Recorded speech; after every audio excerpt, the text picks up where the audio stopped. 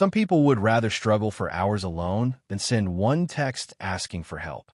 They'll sit with a broken shelf, a confusing form, a problem at work, or even a bad day, and just push through it silently. Not because they don't need support, because asking feels like something else entirely. This is the psychology of people who never ask for help. For a lot of people, needing help was never safe growing up.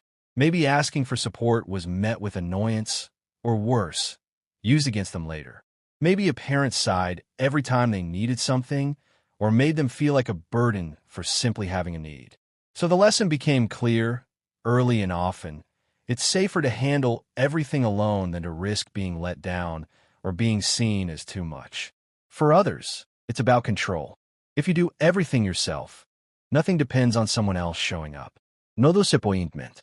No waiting around wondering if they'll follow through. It feels safer to carry the full weight alone than to hand part of it to someone who might drop it. This shows up in different areas of life, often without the person even realizing it. At work, it looks like staying late to fix a problem alone instead of asking a coworker for 5 minutes of help. Struggling silently through a task rather than admitting confusion, because asking a question can feel like exposing a weakness in front of people that want to see them as capable. In relationships, it looks like carrying emotional weight quietly, saying, "I'm okay," instead of admitting they're overwhelmed, because somewhere along the way, they learned that needing someone made them vulnerable to being disappointed.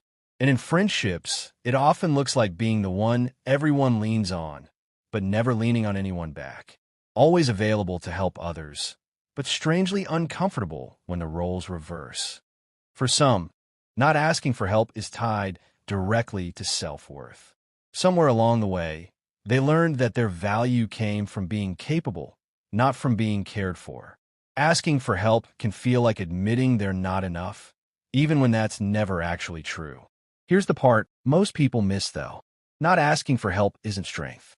It's often exhaustion wearing a confident mask. The people who seem the most independent are sometimes the ones who've simply stopped expecting anyone to show up.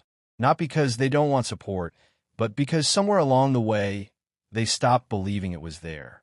Independence, in this case, isn't a personality trait. It's a coping mechanism that got mistaken for character. And there's a quiet cost to this pattern. Carrying everything alone doesn't just drain energy. It slowly convinces the brain that connection isn't safe or necessary. Over time, even when help is offered, it can feel uncomfortable to accept, because accepting it means letting your guard down, even just a little. If you know someone like this, don't wait for them to ask. Offer first. Be specific instead of vague. "Let me know if you need anything" is easy to brush off, but "I'm coming over Saturday to help you move that" is much harder to refuse. Sometimes the smallest, most specific offer is the only permission they need to finally say yes. And if this is you, here's something worth sitting with. Needing help doesn't make you weak. It makes you human. The people who truly care about you are never keeping score, and they were never waiting for a reason to walk away.